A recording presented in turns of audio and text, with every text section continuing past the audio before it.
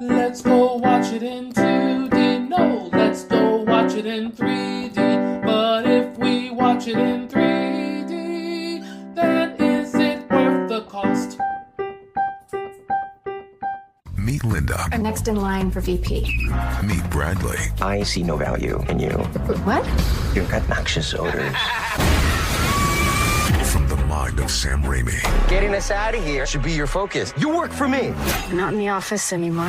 comes the most twisted fun Little old me bringing home the bacon. you can have in a theater. You are stuck with an awful boss, just like I was. No help is coming. Sent Help. Rated R. Hello. This is Adolf, and I have with me Jacob. Hey, everybody. And today I am reviewing Send Help. I watched this in 3D, and I watched this in 4DX. Now, the 4DX section will be exclusive to patrons, but the regular review will be for everybody. So if you're a patron, stick around, and we'll talk about the 4DX experience after the review. So, Jacob, have you had a chance to watch this, or no? No, not yet. Okay. Well, since I usually keep things spoiler-free, it's going to be pretty good. So, this is the second movie of 2026 that is 3D, and I thought the 3D overall was pretty solid. Not great by any means, but very enjoyable. Now, this is the very rare R-rated 3D movie, so that's something interesting. When I first started watching this movie, I wasn't like super impressed by the 3D because yeah, it's 3D. Yeah, there's two people talking to each other, but there isn't like a super depth of field behind them. It's like, okay, you could separate the two individuals, and then there's like a couple of super close-up shots.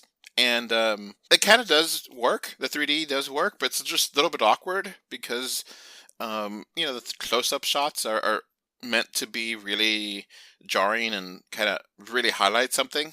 And of course, being on the big screen, it's like, oh, wow, okay. That's a very close-up shot. And the 3D kind of helps to kind of the faces and stuff pop out more. So that kind of was nice, but just awkward. And, as the movie progressed, I was like, okay, this is solid. This is all right. Not terrible. Nothing bad about it. And, there's definitely some scenes here and there where the 3D does really work. Now, this movie, part of the trailer, part of the whole movie premise is to get stranded on the people here get stranded on a island, and there's a plane accident. And the plane accident scene was very nice in 3D. Very nice depth and pop-out stuff, as you expect. And there is a scene where one of the characters is hunting a boar, and that scene is pretty intense and very nice in 3D. You will see some weapons pop out of the screen here and there.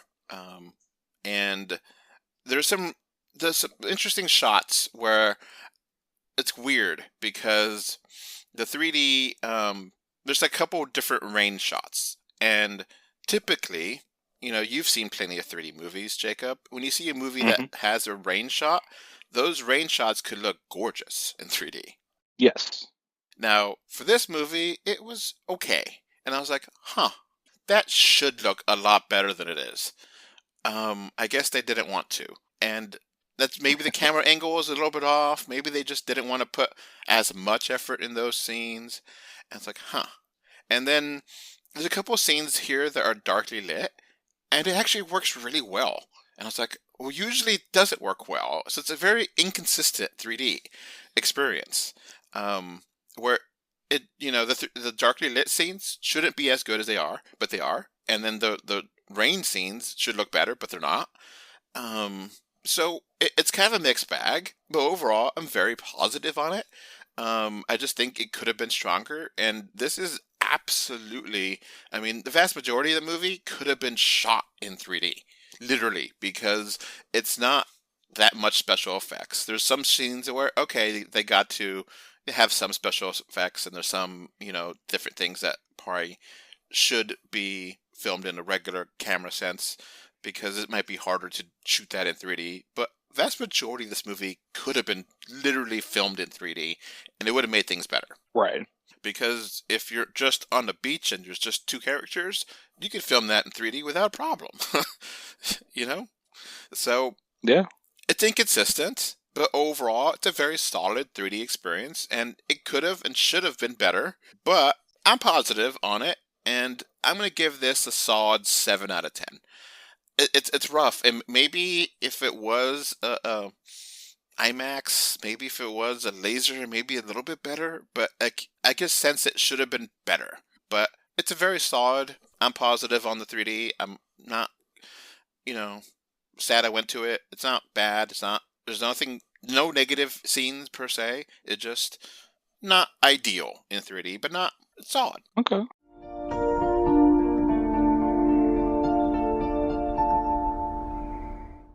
Now on to the movie itself. So, send help.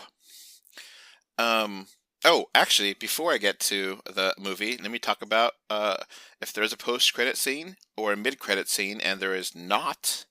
But the credits themselves have some little factoids, and the credits themselves look pretty decent in 3D. So Okay, that's pretty cool. you can clearly tell the credits, the names are on a different level plane of the back screen, and the back has little factoids that are actually relevant to the movie and very nice. So that's a nice little thing. I saw somewhere that said there was a post-credit scene, and there wasn't. So, but the movie itself. So sometimes movies, less is more, and this is exactly that example where you have a fairly simple plot, a very basic movie, and what you see in the trailer is what you get, but obviously you get more. And that was a big concern, not before I watched this movie, that, all right, it looks good, looks fun. How is this going to actually be? Is this going to be a one-note movie? I'm going to get tired of these characters? And it somehow captures the zeitgeist of 2026. And when I watched this movie, it was January. Right now, when we're recording this, it's February. And somehow being able to capture the zeitgeist of a year that just started and this movie just released is really impressive. Movie's pretty straightforward, pretty grounded. Miss Linda, she works for a terrible boss named Donovan. And she feels like she should have gotten a promotion, and Donovan disagrees, but invites her onto a plane trip and to, go to a different event, and they get into a accident, and they crash and survive on a tropical island. And now she wants to get revenge for all the times that he was being a jerk to her. And he has hurt his leg, and she actually is taking care of him. And now you're just watching them be together and surviving. And it really is that simple. Now, Linda is a very smart, resourceful woman, but she is not a saint. She's capable, but very cringy and awkward, and a very deeply flawed person. Donovan is a spoiled Nepo baby. He's a jerk. But at times, he has moments of uncomfortable truths. And I was like, damn it, he has some points. I don't like him, but damn it, there's sometimes he actually says things that make sense. So neither one of these characters can be fully trusted or fully given the slack. And both of them evolve on screen. They're not the same people they were in the beginning of the movie and when the movie ends. And it's very compelling. And the movie does a great job of avoiding some obvious cliches. And you really, truly believe that these two people hate each other. And that's acting. That is top-notch acting in my book, because you didn't have to believe this. I believed it, and the vast majority of this movie is just them two. So these two people are carrying the entire movie, and I believe everything I'm seeing here. And that is a huge compliment, because I was very worried that this was going to be very simple. And okay, it's a fun trailer. How much is going to actually be? And you get some meaningful backstory. You get some emotional complexity. And the narrative chooses to be complex, chooses depth over being simplistic. And it's a really rewarding experience and more intimate and engaging of an experience than it appears to be. It just seems like a basic revenge thing, but there's a lot more to it. And I love the performances here. It's impressive that such a simple premise could be something that it's so gripping. I was absolutely never bored. It's a grounded nature that felt refreshing. There's no supernatural elements here. There's no monsters that go after them. The monster is man itself and the decisions that man does. Humanity as a, not just man as a gender.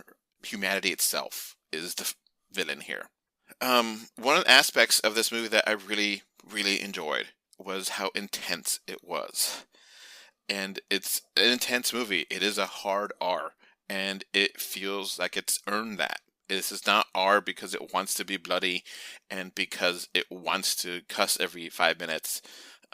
It's R because that's how the story makes sense to be. The violence is necessary, and the dialogue is sharp and feels natural. This is exactly how I imagine most people would talk. And I really enjoyed a couple of different jump scares. So this is not a movie for the faint of heart. This is a horror movie. It just is not exactly the kind of horror movie that you may expect. And there's a very dark and cynical sense of humor throughout this movie, and it works beautifully. Now, I just have to say it. There's no way around it. I don't care. This movie's fucked up, and it's fucking hilarious. It sounds like classic Sam Raimi. Yeah. And this movie is made for adults by adults. And it kind of resembles like an HBO version of The Twilight Zone, where this is a full-length picture, a full-length movie, but it's like that Twilight Zone kind of weirdness to it, and the HBO, aspect of having full-on R rating.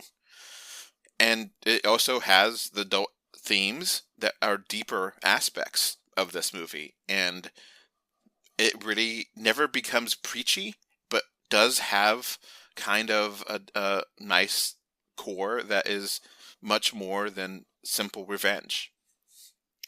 Now, the direction here, Sam Raimi, is masterful. I absolutely loved it in the sense that he completely pays off everything. I didn't see any plot holes, and the film is paced so tightly. There's no fat or fluff, and he knows how to tease the audience and then reward to what was teased before. He knows how to have things that are just out of screen, or some things there are some questions there that you wonder about, and they answer it later, and it feels cathartic and very satisfying. It's deeply satisfying, in fact, and it's confident direction where it completely grips you, and how they present things on screen is such a very interesting, and it just totally grabs you. So direction here is excellent. The music is superb. The audio design helps with the visuals, and it really gets you deep into the story. Its haunting, minimalistic melodies really fit the movie perfectly. It is it has such a nice score, and it's enough to give you something, but it's not a lot. It just works. The music here is perfect, and the score overall, instrumentals here and there, are beautiful. Jacob, I don't know what else to say, because this movie is excellent, and I have no critiques, no negatives. I feel like the ending is perfect, and I was genuinely impressed that 20th Century Fox had the guts to release something like this, because you would think Disney would be like, nah, you gotta cut that. Nah, you gotta tone this down. Nope, it feels like an authentic, traditional, authentic kind of indie movie that has no limitations. They just allowed to do what they wanted to do, and they did it. And this is an instant classic. It's phenomenal, and I feel like this is a movie that I think will be studied in schools for years to come. I imagine this being a movie that in the future people will remake it. and have different twists. I imagine in the future this could be like a Broadway play that would really work. And this is not going to be something that's going to fade with time, man. It's going to be remembered, it's going to be analyzed, it's going to be talked about for the rest of the year and well beyond. This is a masterpiece, man. Absolutely worth your time. And I don't have a choice. I don't have anything negative to say, and I really enjoyed it, and I enjoy the deeper aspects of this movie. So for me, man, it's perfect. It really is a 10 out of 10 and Editor's Choice Film Award, because it really has some deeper good elements, and it really has me thinking, and I really enjoyed this movie. So that's going to be it, unless you're a patron. For your patrons, stick around for your bonus features, which is the 4DX experience. Bye. Bye, everybody. Before this podcast wraps up, I want to thank my super VIP patrons. Thank you, Alex Folk, Gravity Head Zero, and MK Ultra. So I got one quick thing to talk about. We have a merch store. Woohoo! We got t-shirts, we got tote bags, we got magnets, we got stickers, we got a little bit of everything. Woohoo! At this merch store, 3dor2d.com/store, you'll find many original designs and affordable prices. That website again is 3dor2d.com/store. Woohoo! You can find 3D or 2D on Facebook, X, Blue Sky, Instagram, YouTube, and more. Just look for 3D or 2D. Thank you for either watching or listening to this podcast. Bye! Bye, everyone. Bye. Bye, everybody.